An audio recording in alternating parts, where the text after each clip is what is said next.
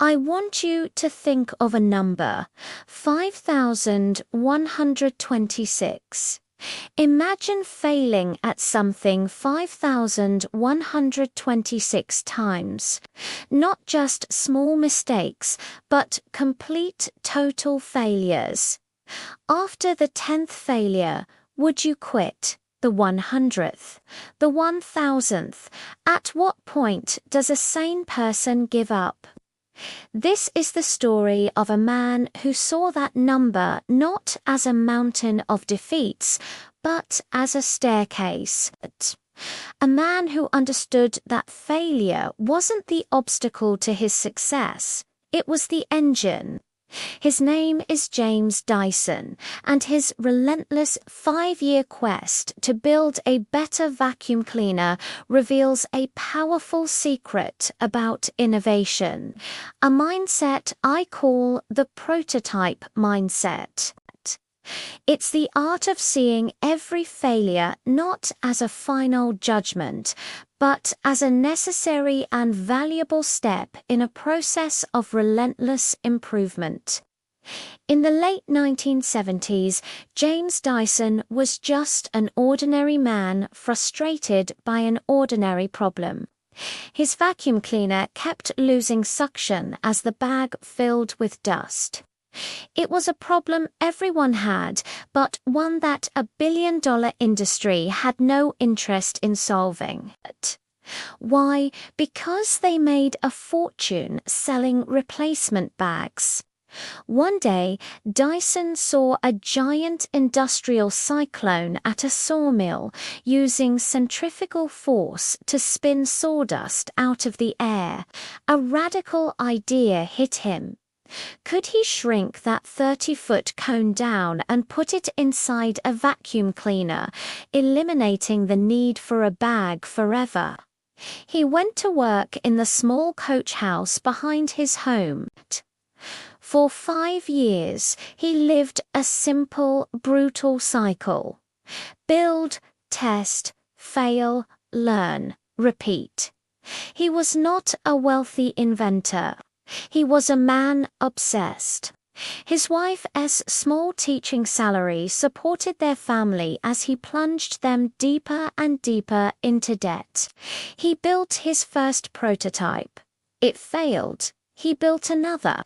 It failed. He built hundreds, then thousands. Each one was a lesson. Each failure provided a new piece of data. He was living the wisdom of Thomas Edison, who famously said of the light bulb, "I have not failed. I've just found 10,000 ways that won't work." Dyson found 5,126 ways that wouldn't work. On the 5,127th attempt, he had it.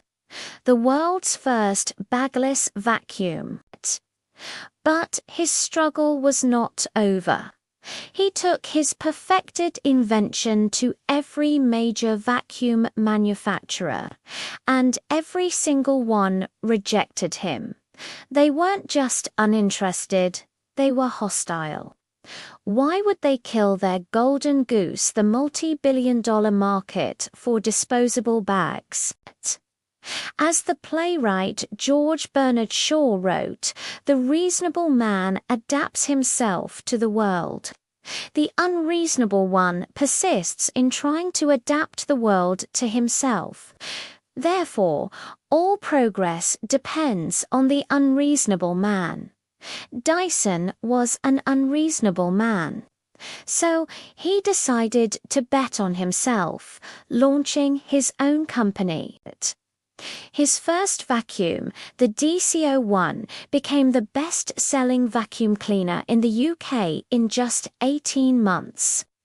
He had not only solved a problem, he had single-handedly disrupted a century-old industry. What is the advice we can learn from the man who made failure his greatest tool? First, treat failure as data, not a verdict. Dyson himself said, "I made 5,126 prototypes. There were 5,126 failures, but I learned from each one. That's how I came up with the solution." The advice is this: decouple your ego from your efforts.